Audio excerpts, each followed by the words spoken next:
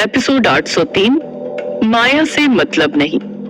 सुमेर के वहां से जाने के बाद पीछे खड़ी माई बौखलाती हुई उसी तरफ देख रही थी जहां से सुमेर निकला था। अब उस जगह पर सिर्फ अंधेरा ही अंधेरा छाया था। सुमेर की कई बातों पर गौर करती हुई माई के होठों पर एक शातिर मुस्कुराहट दिखाई देने लगी। वो अपने मन में बोली, सुमेर, तुम जानते नहीं हो कि तुम्हारा पाला किससे पड़ा है। 2-4 तंत्र मंत्र सीख गए हो तो खुद को कोई पहुंची हुई चीज समझने लगे हो। अरे तुम्हारे जैसे कई आए, बड़ी बड़ी बातें की और देखते ही देखते तबाह हो गए, और तुम एक मामूली अकाया के बेटे हमसे मुकाबला करने चले हो। हमको चुनौती दे रहे हो। तुम अपनी औकात से बहुत ऊंचा उड़ रहे हो, लेकिन चलो कोई बात नहीं, ये भी अच्छी बात है। अब बस एक बार हमारा काम पूरा हो जाए, उसके बाद ये सुमेर अपनी इसी बेवकूफी में आकर अपने ही अंत का रास्ता खोलेगा और हम सुमेर के अंत का जश्न मनाएंगे, अपने काम के पूरा होने का जश्न मनाएंगे। इतना सोचते हुए माई जोर जोर से हंसने लगी। उसकी हंसी उस अंधेरी काली जगह पर गूंजने लगी। एक तरफ माई सुमेर के घमंड में उसके अंत को देखने लगी थी, वहीं दूसरी तरफ सुमेर माई की वार्निंग और उसके साथ हुए इंटरेक्शन से गुस्से में तिलमिला रहा था। हवेली पहुंचकर वो इधर उधर देखे बिना गुस्से में सीधे अपने कमरे के अंदर गया और जोर से अपने कमरे के दरवाजे को पटकता हुआ बंद किया।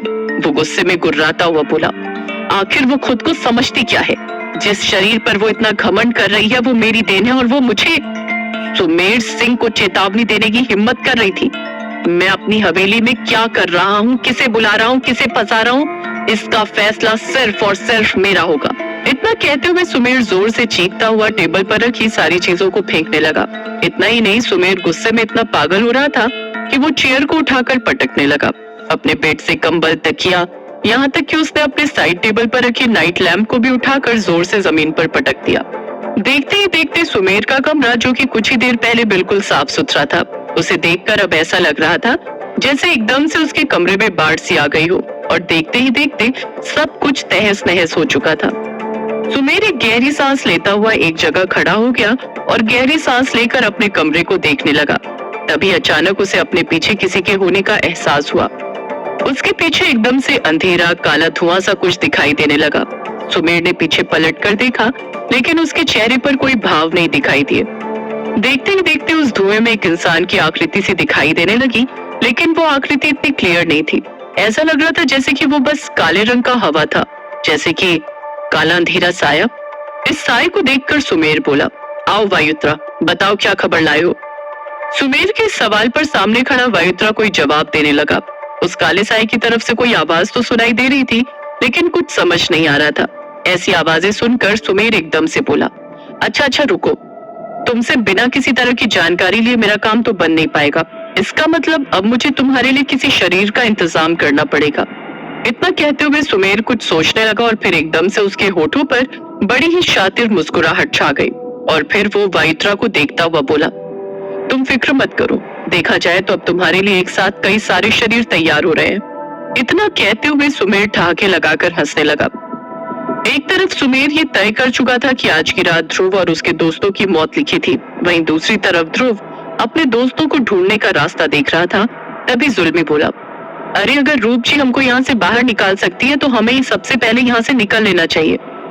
जुल्मी इतना बोला ही था कि विक्की बोला, अबे तू पागल हो गया है क्या? हमारे दोस्त अभी भी यहीं फंसे हुए हैं, हम उन्हें छोड़कर कैसे जा सकते हैं? और ये तुझे अचानक से क्या हो गया? अब तक तो तू अपनी अनन्या जी को ढूंढने के लिए बहुत ज्यादा उत्सुक हो रहा था, तो अब अचानक से ऐसे डर कर भागना क्यों चाहता है? विक्की की ये बात सुनकर जुल्मी मुंह बनाता हुआ बोला, अपनी बकवास बंद करो तुम, हमको अपने जैसा समझ रखा है क्या? हम कोई डर की वजह से नहीं भाग रहे हैं, और हम अब भी अनन्या जी को, हमारा मतलब बाकी सबको भी ढूंढना चाहते हैं। विक्की बोला, अच्छा ऐसी बात है तो मौका मिलते ही यहाँ से निकलने के बारे में क्यों सोच रहा था फिर? जुल्मी बोला, वो तो हम इसीलिए कह रहे थे कि यहाँ से बाहर निकलकर हम गांव वालों की मदद ले सकते हैं। सारा गांव वाला इकट्ठा होकर लाठी और मशाले लेकर आएंगे ना, तो सुमेर का सिट्टी पिट्टी गुल हो जाएगा, और सबका मदद से हम अपने दोस्तों को आसानी से ढूंढ भी पाएंगे। ये सुनकर विक्की अपना सिर पकड़ता हुआ बोला, तूने ये आइडिया निकाला है? जुल्मी गर्व से मुस्कुराता हुआ बोला, है ना कमाल का विचार? विक्की बोला, अबे गधे, तेरे फूफा की शादी है जो गांव वालों को यहाँ लाएगा, और तेरे बुलाने से वो मुंह उठाकर चले भी आएंगे। लगता है डर के मारे जुल्मी का दिमाग खराब हो गया और वो पागल हो गया है। जुल्मी कोई जवाब देता कि तभी ध्रुव इरिटेट होता हुआ बोला, तुम दोनों मतलब ना तो समय देखते हो और ना ही जगह, बस कहीं भी शुरू हो जाते हो, है ना? अरे हमारे दोस्त यहाँ फंसे हुए हैं, हमें उन्हें ढूंढना है, सिचुएशन की सीरियसनेस को समझो। रूप बोली, तो फिर अब क्या करना है ध्रुव? यहाँ से निकलने का कोई रास्ता तो ढूंढना ही होगा ना? ध्रुव बोला, रास्ता तो हमें ढूंढना होगा लेकिन यहीं रहकर। ध्रुव जुल्मी को घूर कर देखते हुए बोला, क्योंकि बाहर से तो कोई हमारी मदद करने नहीं आएगा। इस बात पर विक्की भी जुल्मी को देखकर मुंह बनाने लगा। रूप ध्रुव को देखते हुए बोली, ठीक है, तो मैं हम सबको सीधा वहीं ले चलती हूँ जहाँ छलावा, अनन्या और कौन है वो? हाँ, सागर, जहाँ वो तीनों फंसे हैं। इतना बोलकर रूप ने अपनी आंखें बंद करके अपने जादुई द्वार को खोलने की कोशिश करने लगी, लेकिन कई कोशिशों के बाद भी उसका जादू काम नहीं कर रहा था। ध्रुव बोला, रहने दो रूप, मैंने कहा था ना कि यहाँ आना आसान है लेकिन यहाँ से निकलना या फिर अपने जादू का इस्तेमाल करना नामुमकिन। ध्रुव इतना बोला ही था कि तभी रूप एकदम से बोली, अरे एक मिनट एक मिनट एक मिनट। ध्रुव, ये आवाज शायद अनन्या की लग रही है ना? रूप की ये बात सुनकर सब गौर से सुनने लगे कि कैसी आवाज आ रही थी। तभी उन्हें वाकई में थोड़ी ही दूरी से अनन्या की आवाज सुनाई देने लगी। कुछ समझ नहीं आ रहा, मैं कहाँ जाऊं, क्या करूं? अनन्या अपने आप में परेशान लगती हुई कुछ बोल ही रही थी कि उसे एकदम से ध्रुव और बाकी सब अपने सामने दिखे। जैसे अनन्या की नजर ध्रुव पर पड़ी तो उसके होठों पर राहत भरी मुस्कुराहट दिखी, लेकिन अनन्या को देखते ही दोनों विक्की और जुल्मी लपक कर ध्रुव के पीछे उससे चिपकते हुए छुप गए। ध्रुव बोला, ये तुम दोनों क्या कर रहे हो? जुल्मी घबरा कर बोला, ये हमारी अनन्या जी है या फिर कोई और? ध्रुव जुल्मी को घूर कर देखते हुए बोला, क्या तू क्या बकवास कर रहा है? तभी विक्की बोला, अरे हम इसी की तो बात कर रहे थे, अब पता नहीं कि ये सच में अनन्या ही है या फिर कोई और, जो बार बार अनन्या का रूप लेकर हमारे सामने आ रही है। ध्रुव बड़े गौर से अनन्या को अपनी तरफ आते हुए देख रहा था। सामने से बड़े बड़े कदम लेकर चलकर आती हुई अनन्या के शरीर पर कई सारे घाव और जलने के निशान दिख रहे थे। ध्रुव बोला, ये अनन्या ही है। अनन्या हांफती हुई उनके पास पहुंची और ध्रुव को देखते ही वो उसके गले लगकर रोने लगी। एक सेकंड के लिए तो ध्रुव भी शॉक हो गया था, लेकिन फिर उसने अनन्या को संभाला और बोला, अनन्या तुम उनकी कैद से कैसे छूट गई?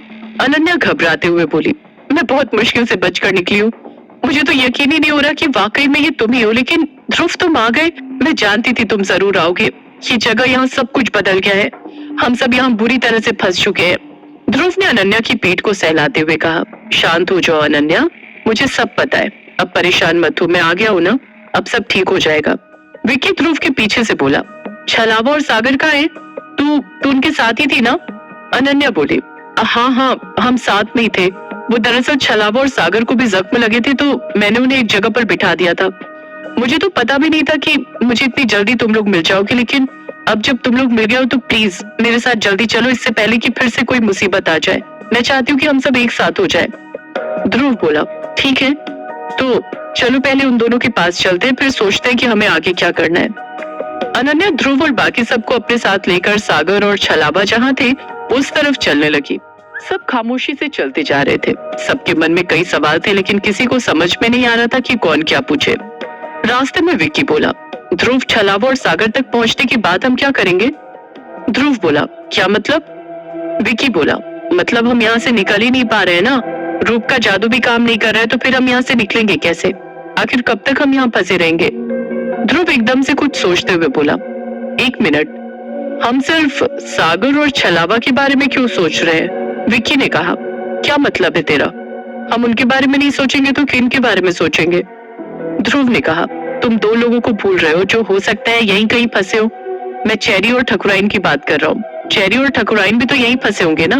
अगर वो हमें कहीं मिल गए तो शायद हमें यहाँ के रास्ते भी समझ आने लगेंगे और शायद यहाँ से निकल भी पाएंगे।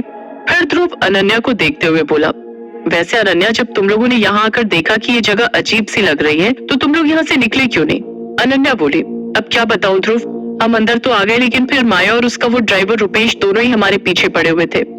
फिर अनन्या ने ध्रुव को माया और रुपेश के साथ जो कुछ भी हुआ वो सब कुछ बताया और ये भी बताया कि किस तरह उन्हें अवॉइड करने के लिए छलावा ने एक रास्ते को ब्लॉक कर दिया ताकि वो उन तक ना पहुंच पाए।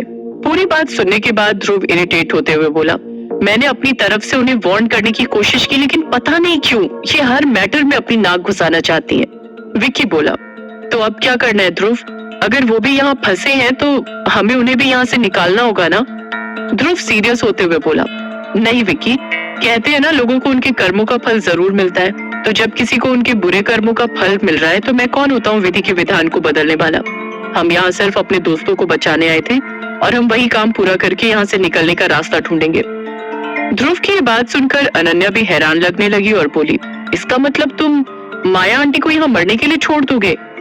ध्रुव बोला, मैं ऐसा नहीं बोल रहा हूँ कि अगर वो मेरे सामने किसी मुसीबत में दिखेंगी तो मैं उनकी मदद नहीं करूंगा या उन्हें मरने के लिए यहीं छोड़ जाऊंगा। अगर वो मेरे सामने आती है तो इसका यही मतलब होगा कि मुझे उन्हें बचाना चाहिए।